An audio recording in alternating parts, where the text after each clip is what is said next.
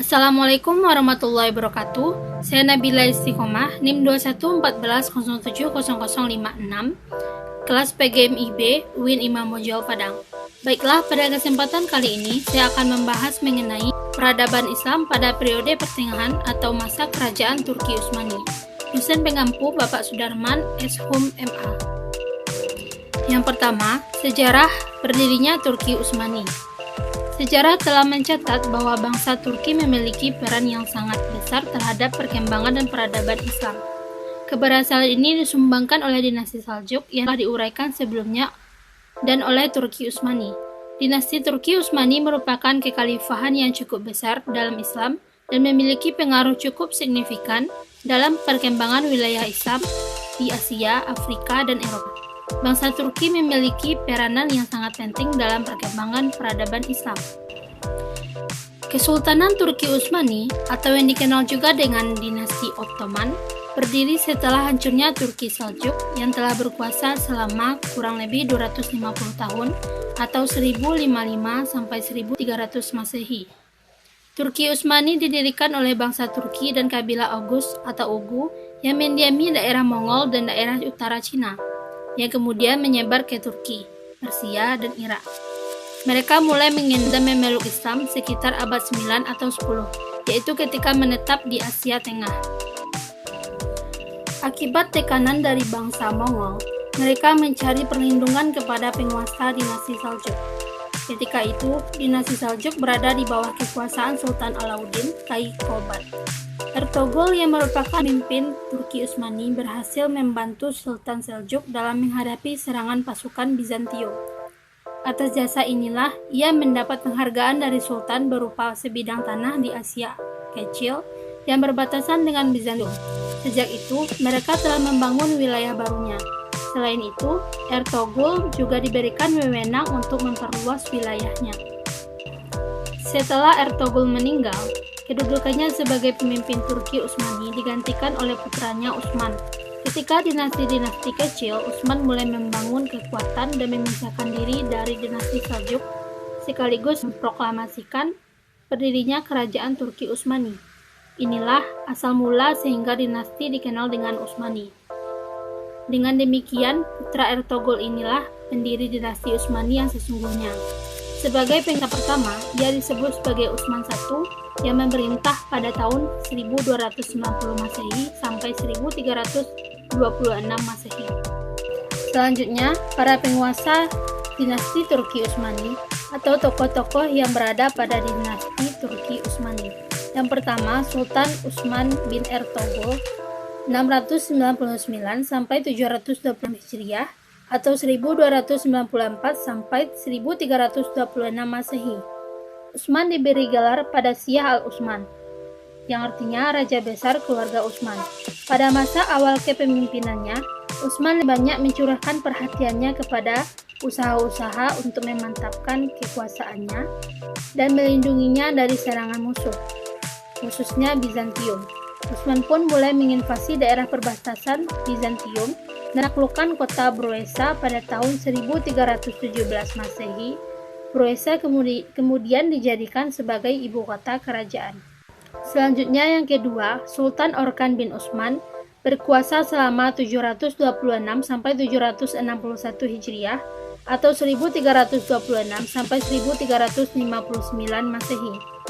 Pada masa perintahannya, Sultan Orkan berhasil mengalahkan dan menguasai sejumlah kota kecil di Selat Dardanil. Tentara baru yang dibentuk oleh Orkan I ini diberi nama Inkishalah. Pasukan ini dilengkapi dengan persenjataan dan pakaian seragam. Di zaman inilah pertama kali dipergunakan senjata meriam. Kemudian yang ketiga, Sultan Murad I bin Orkan berkuasa selama 761 sampai 791 Hijriah atau 1359 sampai 1389 Masehi. Setelah Sultan Orkan mangkat atau meninggal, kepemimpinan dinasti Utsmani dipegang oleh Sultan Murad I. Selain memantapkan keamanan di dalam negeri, Sultan Murad I ini juga meneruskan perjuangan dan menaklukkan beberapa daerah di Eropa. Ia menaklukkan Adrianople, yang kemudian dijadikan sebagai ibu kota kerajaan yang baru, serta membentuk pasukan berkuda yang bernama kavaleri. Selanjutnya, Sultan Bayazid I bin Murad berkuasa selama 791 sampai 805 Hijriah atau 1389 sampai 1403 Masehi. Bayazid adalah putra Murad I. Ia meneruskan perjuangan ayahnya dengan memperluas wilayah ke Aiden, Sarukan, dan Matusya di Asia Kecil, serta negeri-negeri bekas kekuasaan Bani Saluki. Bayazid sangat besar pengaruhnya sehingga mencemaskan Paus. Kemudian, Paus Bonifacius mengadakan penyerangan terhadap pasukan Bayazid. Dan peperangan inilah yang merupakan cikal bakal terjadinya Perang Salib. Dalam perang ini, pasukan Bayazid berhasil melumpuhkan tentara Salib. Dan yang kelima, Sultan Muhammad I bin Bayazid berkuasa selama 816 sampai 824 Hijriah atau 1403 Masehi sampai 1421 Masehi.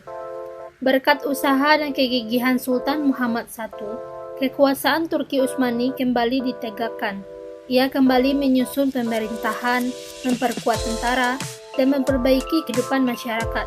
Akan tetapi, saat ia bekerja keras membangun kejayaan dinasti Utsmani, Sultan Muhammad I meninggal pada tahun 824 Hijriah atau 1421 Masehi. Selanjutnya, pada bagian C, peradaban Islam pada masa Turki Utsmani. Keberhasilan ekspansi yang dilakukan oleh para penguasa Turki Utsmani tadi, yang sangat luas, juga diikuti dengan kemajuan-kemajuan bidang lainnya. Sebagaimana berikut. Yang pertama, militer dan pemerintah. Keterampilan, keberanian, dan ketangguhan militer menjadi faktor penting dalam keberhasilan ekspansi yang dilakukan dinasti Utsmani. Selain itu, keberhasilan itu juga didukung oleh terciptanya jaringan pemerintahan yang teratur. Dalam struktur pemerintahan, Sultan sebagai penguasa tertinggi dibantu oleh Sard al-Aziz, yaitu Perdana Menteri yang membawahi Pasha atau Gubernur. Yang kedua, pada ilmu pengetahuan dan budaya. Meskipun pengembangan ilmu pengetahuan tidak mendapat perhatian besar, namun tetap ada perubahan pada masa dinasti Turki Utsmani. Itu ada dua buah surat kabar yang muncul, yaitu Berita Harian VK tahun 1831 Masehi dan Jurnal Tasviri Efkyar 1862 Masehi. Sementara itu, seni arsitektur berkembang sangat pesat. Masjid yang indah dibangun seperti Masjid Jami Sultan Muhammad Al-Fatih, Masjid Agung Sulaiman, dan Masjid Ayub Al-Ansyari, yang semula ada gereja Hagia Sophia. Semua masjid ini dihiasi dengan kaligrafi yang indah. Yang ketiga, pada bidang keagamaan. Agama dalam tradisi masyarakat Turki mempunyai peranan besar dalam lapangan sosial dan politik. Masyarakat digolong-golongkan berdasarkan agama, dan kerajaan sendiri sangat terikat dengan syariat, sehingga fatwa ulama menjadi hukum yang berlaku. Karena itu, ulama mempunyai tempat tersendiri dan berperan besar dalam kerajaan dan masyarakat. Akibat kelesuan bidang ilmu agama dan fanatik yang berlebihan, maka ijtihad tidak berkembang.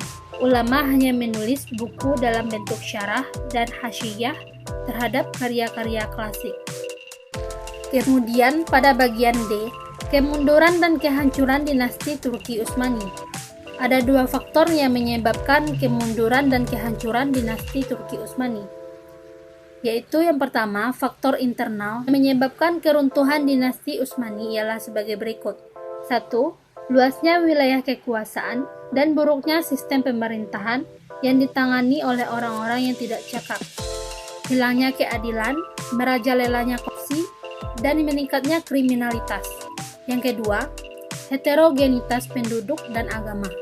Yang ketiga, para pemimpin dan penguasa yang hidup bergelimang harta dan bermewah-mewahan. Yang keempat, merosotnya perekonomian negara akibat Turki mengalami kekalahan dalam beberapa peperangan. Sebelumnya kita sudah membahas faktor internal, dan selanjutnya kita akan membahas faktor eksternal yang menyebabkan dinasti Utsmani mengalami keruntuhan adalah yang pertama, timbulnya gerakan nasionalisme di bangsa-bangsa yang berada di bawah kekuasaan Utsmani, sehingga mulai banyak yang memerdekakan diri. Yang kedua, terjadinya kemajuan teknologi di barat, khususnya dalam bidang persenjataan, sedangkan kerajaan Turki mengalami stagnasi ilmu pengetahuan sehingga ketika terjadi perang, Turki selalu mengalami kekalahan. Untuk kita ketahui, stagnasi di sini yaitu perlambatan atau hambatan. Berarti kerajaan Turki mengalami perlambatan atau hambatan ilmu pengetahuan yang menyebabkan Turki mengalami kekalahan. Selanjutnya pada bagian E, bukti sejarah peninggalan dinasti Turki Utsmani. Yang pertama, Muradi Moskow. Bursa sempat menjadi pusat Kesultanan Utsmani sebelum pindah ke Edirne. Ini dipenuhi dengan bangunan religi sekaligus penanda keberadaan Kesultanan Utsmani. Di era tersebut, Bursa juga dikenal dengan nama Huda Vendigor atau berkah Tuhan. Namun ada pula yang menyebutnya Yesil Bursa atau Bursa yang hijau karena banyak taman-taman yang berada di kawasan pinggiran kotanya, serta lanskap hutan yang juga memagari kawasannya. Kemudian peninggalan sejarah yang kedua, Istana Topkapi. Istana Topkapi adalah lambang kejayaan dinasti Utsmani yang terletak di titik pertemuan Selat Bosporus, Tanjung. Hanya itu yang dapat saya jelaskan mengenai peradaban Islam pada masa Turki Utsmani. Terima kasih sudah menyaksikan dan mohon maaf apabila ada kesalahan. Assalamualaikum warahmatullahi wabarakatuh.